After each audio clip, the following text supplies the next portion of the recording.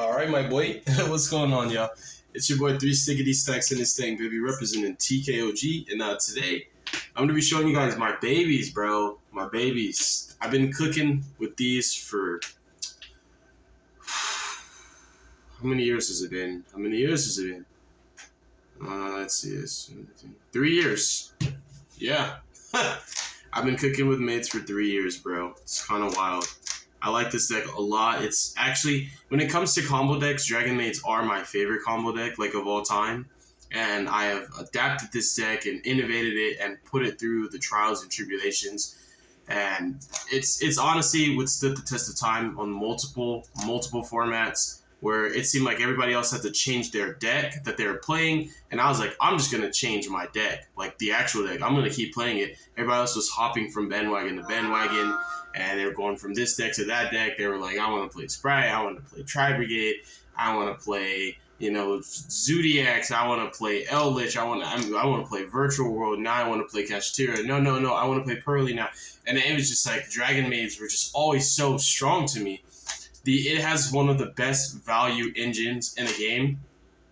Economically, it's just like to me, and these are like rogue decks, right? These are rogue decks, but they have such a high ceiling that if they had the representation that initially that a meta deck had, you wouldn't look at them as rogue, and that's just how it is. But ultimately, its value engine is just like, it's crazy. It's like runic. It's like plunder. It's like you get so much free cards, and ultimately you can overwhelm your opponent with just the certain amount of resources that you're able to accrue just by playing the deck. You don't even have to know half of what you're doing, and you're still going to get way too many cards to work with, like just too much advantage. And ultimately, the composition of your deck, is going to dictate what you're able to do with all the advantage that you've gained, because advantage is meaningless when you can't do anything with it, but this is a dragon deck, right? So just putting bodies on field is already going to put a threat in. Every time you put bodies on the field, you're going to be able to put a threat out. And you have so much pressure because just leaving 2 cards on field can easily be that much more detrimental to your opponent. Just making cards like Romulus, even ending on a seal bare minimum through all the hand traps that this deck's able to play through. It has a disgusting inboard, a super high ceiling, very, very high learning curve. It's not an easy deck to play at all. It's really not. But it's really rewarding. It's really gratifying. And for those who commit themselves and dedicate themselves to the cause of being a butler, it's definitely worth it. This list is totally formatted for, it's formatted for, I would say Kashtira and Pearly. Kashtira is like my worst matchup. So this list is totally formatted for those matchups. I think that I fare extremely well against everything else. I think I just clap up Runic.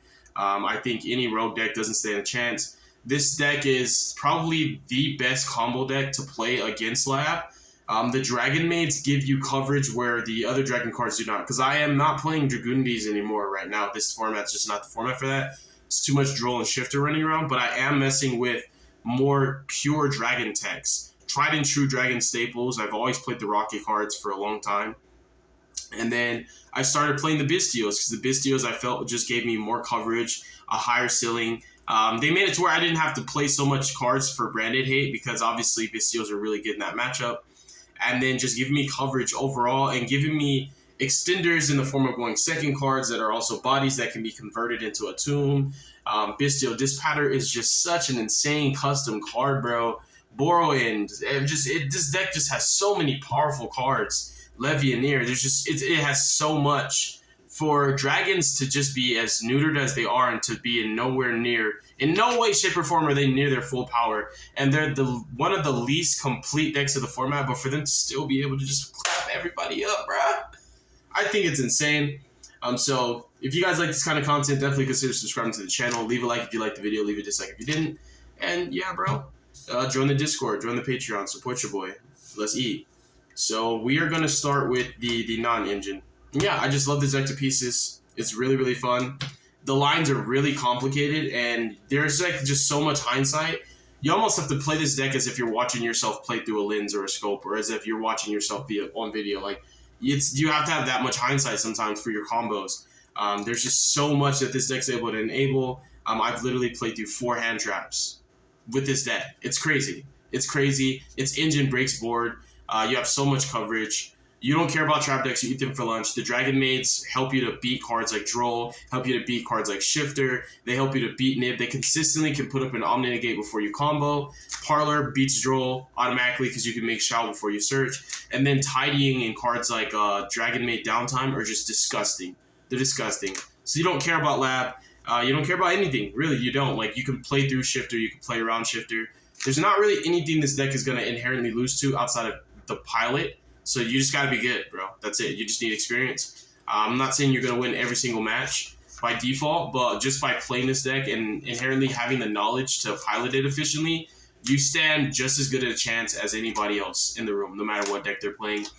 Because there's the inboard, it takes non-engine to break. There's no deck, not Pearly, not Runic, not Sprite, not Cash. There's no deck, not even if they can find a way into Zeus, that can break your inboard with their engine. They need non-engine. They have to. And your inboard is insulated through Dark Roller extremely well. You typically have 2 to 3 interruptions, even if you do get Dark Rollered. It's insane. Speaking of Dark Roller for non-engine, we're on 3 Dark Roller. Dark Roller is just coverage. Where my drink at? Oh no, let me grab my drink. Dark Roller to me is just coverage.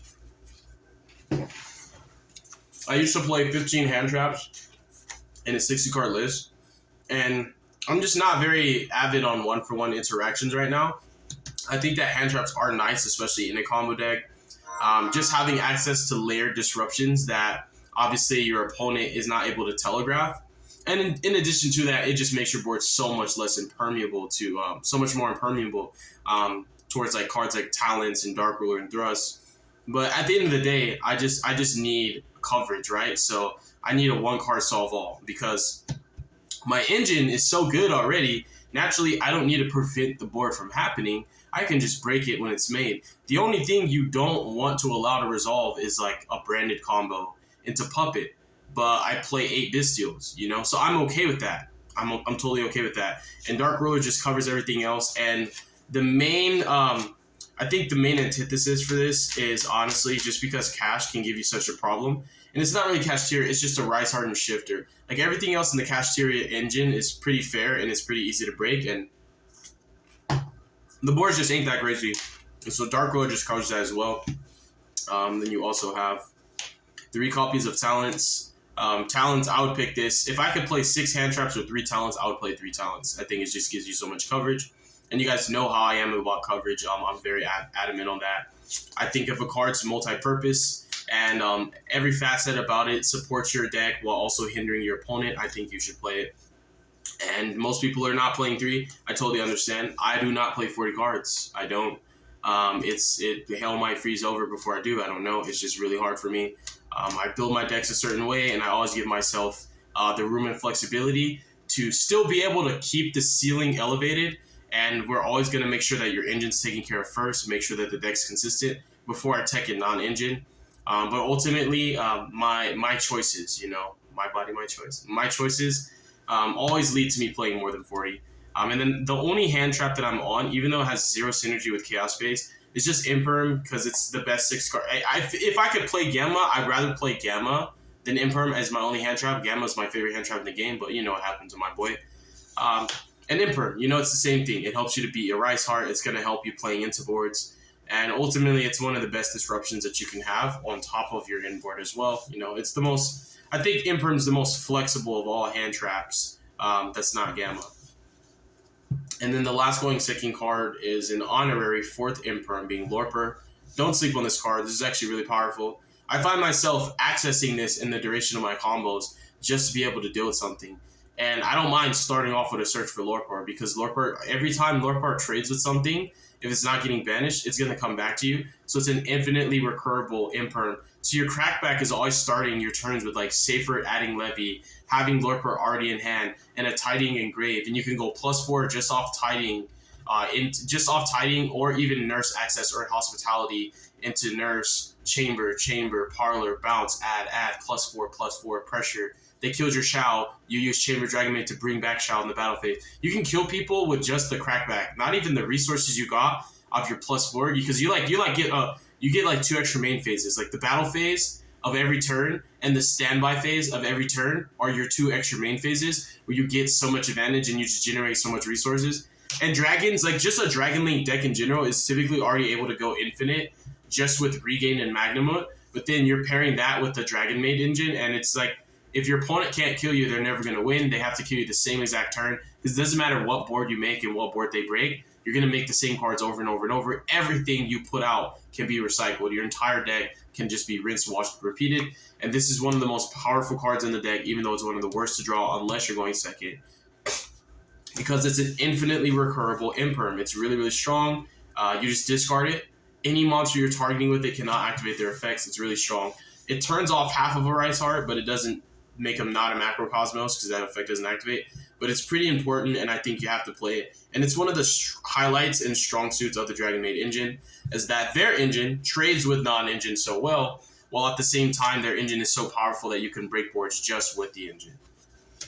So that's it for going second card. Now for starters, 3 Chaos Space, 3 Lubellion. These are the new additions. So these essentially replace like the Dragoonity Legatus, 3 Rimus, and then 2 extra copies of Dragon Ravine.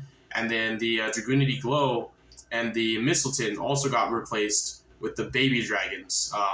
Safer. Safer was always in the list, but we have Wyver Buster, Collapse Serpent, and Levineer. I basically swapped the Dragoonity cards for these. And these, I'm not going to lie, the only thing Dragoonities do is allow you to I shouldn't say only because it's a pretty big deal. Dragoonities allow you to access any dragon in the game efficiently, quickly.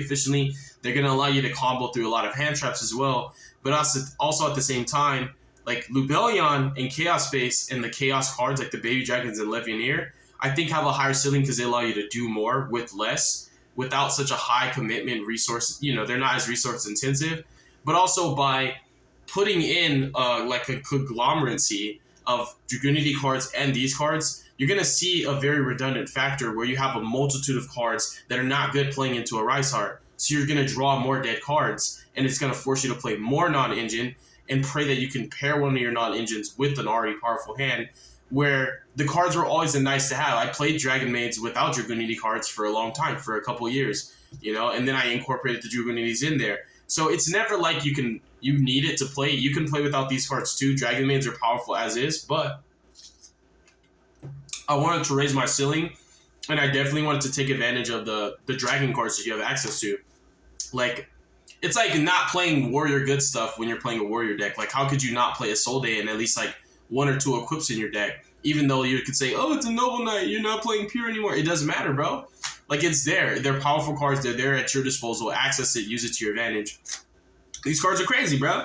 These cards are absolutely insane. Like, Lubellion by itself does so much. It's ridiculous. Like, not just as a standalone card, like a 1-card combo, but like Lubellion in and of itself, he does so much. He lets you go infinite, obviously.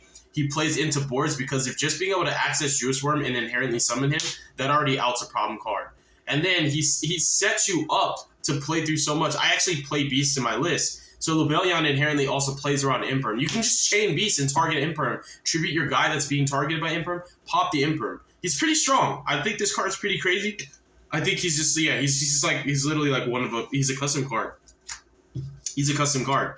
He's so insanely powerful. It's insane. And Chaos Space obviously gets search him as well. Chaos Space is flexible. It's going to be a starter and or an extender. The same with him. He's a starter and an extender at the same time.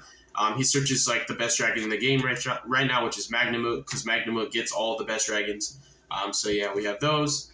The best normal summon in my deck right now, for the way that the meta is right now and how the format is Parlor. Parlor beats every hand trap that's not Shifter by herself, including Droll, because she accesses changeover without searching.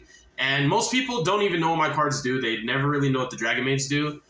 They know what the Rocket stuff do, so they hand trap this deck and they approach it as if they're playing against Dragon Link. But this is a different deck. It has a different layer through the combos. Like, your lines are kind of similar when you're utilizing the Rockets. And, you're still going to have all of, like, your nifty plays, right? Like, you're going to have all of your clever plays, like, Ravine dumping Safer, going ahead and just banishing Safer to add, like your Lubellion back, using Dispatter to special summon the banished Safer pitching Lubellion, getting Levy, Dispatter, accessing like your Striker Dragon Pop, Recharger, back into your freaking Red Eyes Darkness Metal Dragon, Red MD, bring back Borderland. Like, you still have all those crazy nifty Dragon Link plays.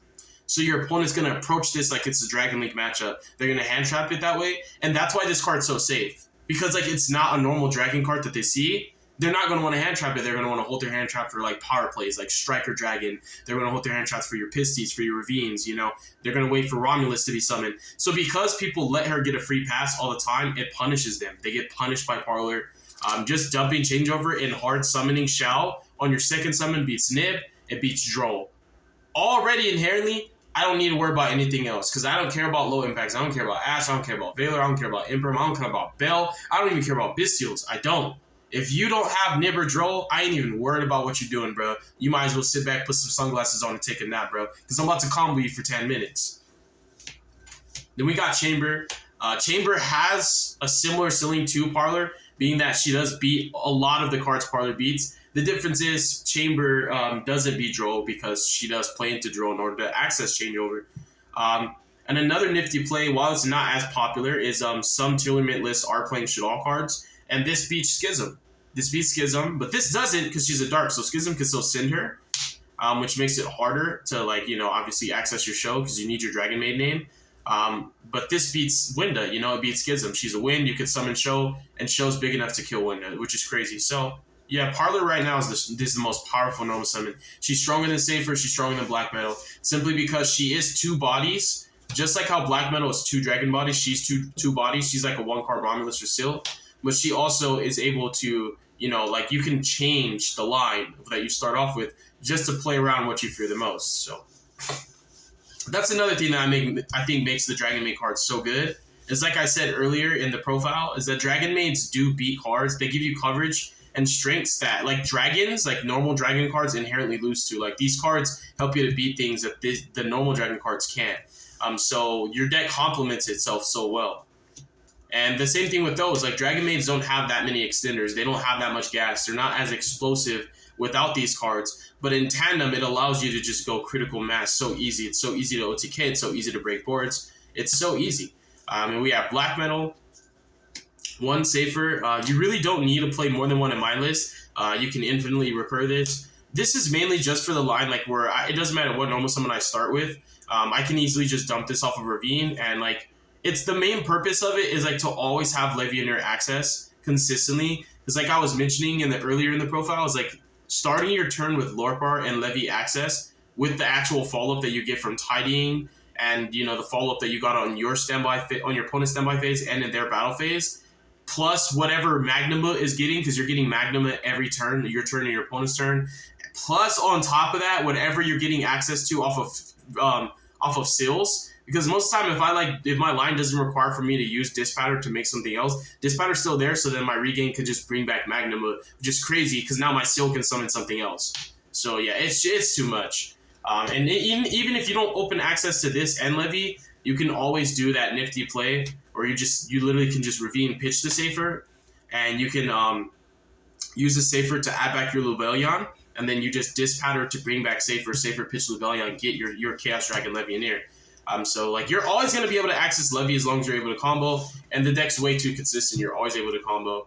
And 2 hand traps ain't enough. Like, you have to actually have, like, Droll and Nib, or Shifter plus crazy low impact hand traps. Because, like, Shifter Nib doesn't work. Like, I've played through Shifter Nib. It has to be, like, Droll Nib. That's the hardest hand trap combination to play through. So you have to open access. Like, you have to open, like, a quick launch, or a Chaos Space, or a Lubellion, plus the Parlor and an Extender. So you need 3 cards to beat Droll and Nib. But for you to have only 3 cards to beat those 2, and you still have 2 other random cards, I think that's pretty strong. I think this deck's crazy. But then with Shifter, like, you need, like, Shifter plus low impacts, because Droll doesn't work on the Shifter, and Nib's not going to beat you.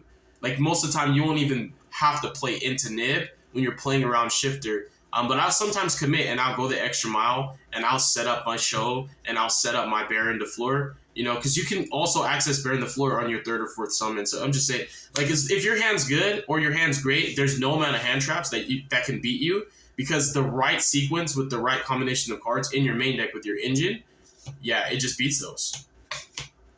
And then these are all the rest of the baby dragons. Nurse is just crazy. She's so insane. After turn 1, she's the best dragon maid. She's literally the best dragon maid in the game. And one of the most nifty plays that I love doing, I do it like every single match it seems nowadays, is just nurse, parlor, tidying into chamber into hospitality. Or if I went infinite with Dragon Maid Welcome, then I just Dragon Maid Welcome at my hospitality back. And typically what I do is I just start my battle phase to pressure, and then I'll go chamber, use her effect, bounce herself, summon back my show. Because I'll let show die. Like often, if I feel like the negate is less valuable than letting my opponent threaten it with pressure and use their resources to kill it, like, because I'll go show and I'll stand by, bring back parlor done tidying, and I'll let them kill show and I'll tidying it back, then I'll let them kill it again, and then at the start of my turn, I'll have access to show. So it's weird to have a negate and not use it, but it's just hindsight, like you're just planning ahead. Not everybody thinks that far ahead, because when you have your inboard, you just think you're just going to win automatically. But I do actually like just use show to generate advantage, because once this card hits the field, the duel is really, really uphill. It's an uphill battle. It's really hard for your opponent to even keep up with your resource management. But to top it all off, for you to have a negate and not use it, just let your opponent waste resources trying to kill it, and then start your turn off with the same +4 off nurse, and then chamber for this back at the start of your battle phase. It means not only are you going to pressure their board and probably break it, but you're going to start your turn off with literally crazy follow-up, a lore bar and a levy to pressure the board, and then chamber into Dragon Maid Show to pressure the board, and you're starting your combo with an Omni Negate every turn. You're starting your combo with a pseudo imperm every turn and levy. And so your crackback often is just so much pressure that people don't even bother. You know, I've literally had people scoop just to me starting the battle phase and realize that I can bring this back. And oh, you got it, bro. The card they killed twice came back. she came back from the dead for the 3rd time. So yeah, and these are important for obvious reasons. Caliber, I actually like Caliber. I know there's some Caliber haters. I ain't never been no Caliber hater. I do like double tuner access. It makes it so much easier to go into your Boral of Savage after you've already made your Dispatter or even your Baron. I find myself making Baron. I would say I find myself making Dispatter more than Baron and Savage more than Baron as well. Because like some lines, especially when I choose the Dragon Maid engine over the Rocky cards more often, like I'm only able to access the Tracer and get access to the Boral of Savage just off the Tracer, and it's harder to go into the Baron. So Baron is either like I'm starting my combo with it, or it's like crackback. Because I will choose Savage because it's a lot easier to make the Savage. Oftentimes, it's just really easy. Just Tracer, pop the Boot Sector launch, as opposed to like burning another resource to like bring back a Bystial and then do another 10 line. And it ultimately doesn't matter because you're not really concerned. You just want like 2 Omni Negates. I consistently put up 2. I have gone a little crazy. I have set up like Shao and Savage and Baron. But I felt like it was overkill, and I didn't have access to seals. And I feel like having seals and tidying is higher priority than getting multiple Omni Negates. You just want 2 Omni Negates minimum, and then you always want seals, and you always want tidying, and you always want regain. Seals, tidying, regain. And when I have the line in my hands good enough, I get Beast, Regain, Seals, and Tidying. But if I could pick one between Beast and Regain, I always choose Regain. Those matter a lot more in the long run because that's follow-up. That's also, it's going to give you insulation against Dark Ruler and Talents and Thrust. You know, it's going to make it a lot harder for your boards to crack. And then on top of that, all those cards give you follow-up, and they just pay for themselves. Extenders, 3 quick launch. I've been feeling really, really strong about Nocto this format. So I actually bumped it back up to 3. Bro, I wasn't even playing Nocto for a minute. I cut it. Because I was so down bad, bro. I just was not feeling Nocto. Like, I was like, man, like, this format is just so crazy. Like, everybody wants to play Droll. There's shifters running around. There's the Rise Hearts. And then, ultimately, I was just like, suck it up, Buttercup. Because at the end of the day, whether you're under their cards or not, this is a powerful extender. On top of that, it's a high-level Dark extender, which is a pretty big deal. It gives you a lot easier access to show. And then, to top it all off, chain blocking Romulus is such a big deal when you're going second. I think chain blocking Romulus is just crazy. It's just crazy. And then when you're not under Shifter and Droll, this card's just nutty because like you're getting your draws off of your Chaos Base, you're getting your draws off of Regain, then you're getting your draws off of Nocto, and Nocto protects any face down card, which is like his secret effect that's so gross. So I love this card. I love the fact that I can chain block my Magnum move. It's so good. Like Magnum move can't resolve. Like this card right here, These are all the extenders, by the way. That was starters. That's non-engine. These are extenders. All the Bystials are extenders, but they go second too. So Magnum Move. This card can't resolve in this deck. You can't let it. It's just way too much. Like when I say I've had too many cards and I can't do everything. Like I will literally be like, I can't do this. I just need to kill my opponent because if I try to use all these cards, I'm gonna go into time and I don't feel like doing that right now. So yeah, it's crazy how much advantage you get between the Dragon Maids and just the Bystial loops with Regain and Disc Pattern and Magnum Move. And then just having consistent follow-up off of Safer and your good dragon cards and Levianeer just being a cracked, powerful card. And just always having Striker Dragon back in your extra deck, like the nifty play Striker, Recharger back in the Red MD. Red MD into Borlin. That's one of my favorite crackback plays, bro. This is insane. Like, you just get too much. And I'm a big advocate of 3 Saronir. I think Saronir is crazy. Turn 1, Saronir gives me more than Magnum, but then the long run, Magnum is just a power card, right? It just gives you so much better tempo, so much better resource management, and the ability to kind of modify your ratio so you can just play one of a lot of cards that you would normally need 2, because Magnum could put everything back for you. But because I play Beast, this also helps a lot. Saronir is crazy. And there are lines where like I have to banish my Lubellion and I have to Saronir to send another Lubellion. So those lines matter. And I just think that these are the only Bystials you play at 3. Jerusalem always. This is just always going to allow Lubellion to be a going second card because of this. And I actually play Baldrake. People don't play it. They don't like it. I don't care. I think Baldrake's crazy. I don't always want to have to like, if I don't have Beast set up, especially in my combo lines, like if I don't get Beast, I don't want to like Magnum for Jerusalem and then summon Jerusalem and use like my Borlin to bring back Tracer and Tracer pop Jerusalem to send something. Like I want an immediate interruption that I don't have to go out of my way and sync with the structure of my place to destroy my opponent, because what if they're playing at a different pace? What if everything's coming at a different point of interaction? Then I can't just immediately borrow in, boom, boom, bring this back, pops in. I might have already missed my window, so I'd rather have the pressure early. And you know, because this is easier to telegraph. They're gonna play around it, and because they're playing around this and my actual board, it's just way too much. You know, it's so much. It almost gives your opponent decision anxiety. Just all the crippling factors that are in front of their face that they know are there. It's way too much. I love it. I love it a lot. I think Baldrake's crazy. I think he's the most slept on Bystial. He's never played. He hasn't seen the light of the day since he came out. He's ridiculous. More extenders, Red MD.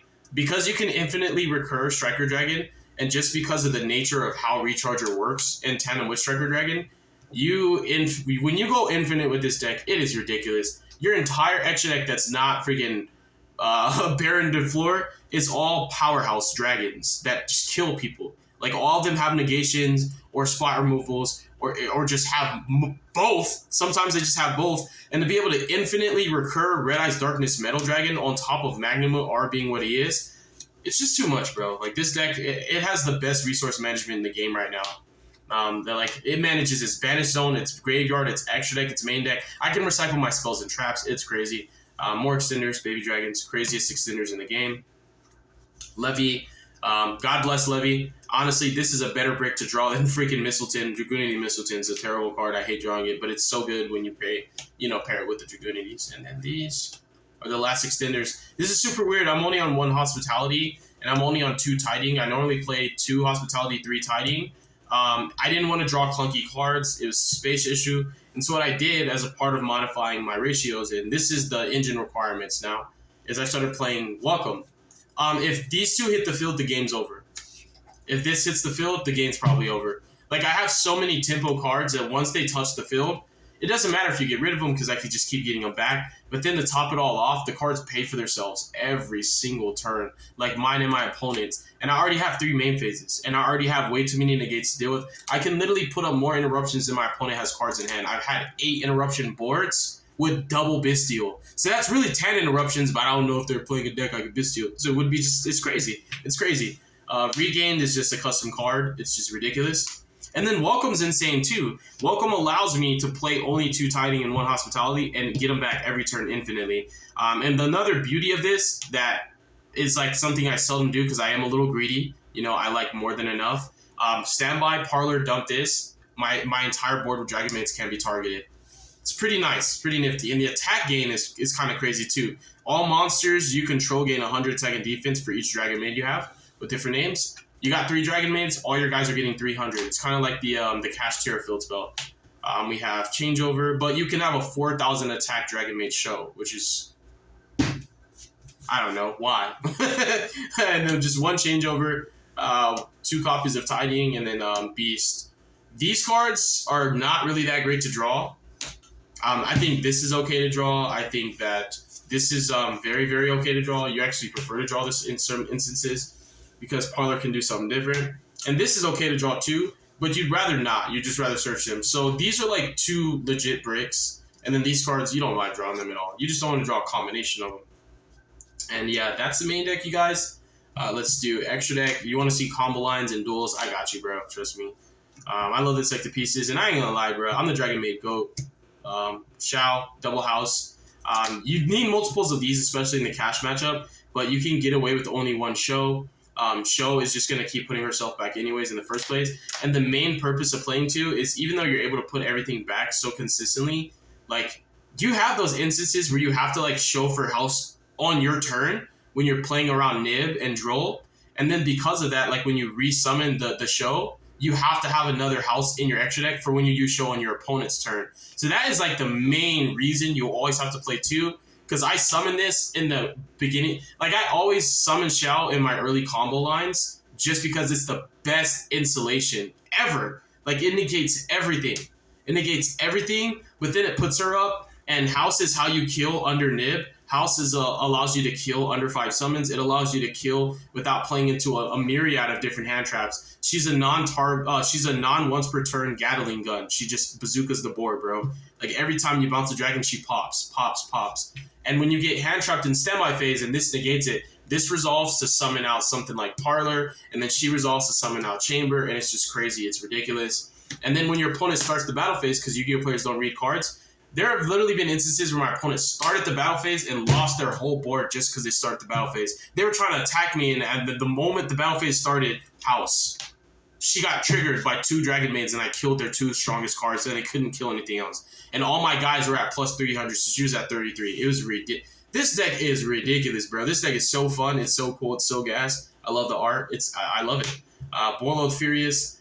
You have those instances where changeover, like, you can just literally go double fusion with changeover, and it feels like a waste of resources to not play this. Borload Furious is kind of crazy. And then it has a reborn effect built into it. This deck has more follow-up than it needs. It has way too much follow-up. It has more than a deck needs. You don't need a function. You don't need that much follow-up to function. That's just how crazy it is. Striker Pisty, Rom Sil. 2 cards I'm missing from my list is access code. So this is like my proxy for access code. Whenever I take it, I always borrow from my friend Valente. I always borrow his access code, and I borrow his Dispatter, because I don't have my Bystial Dispatter right now. So I'm missing Dispatter and code because I normally borrow those cards, but this is like a filler. So it's a 14 card extra deck right now. And then we have Unicorn. I think Unicorn is infinitely better than Chaos Angel. I know Chaos Angel looks cool, and I like the concept of the card, but I think Unicorn just gets you out of way more binds, and it's so much easier to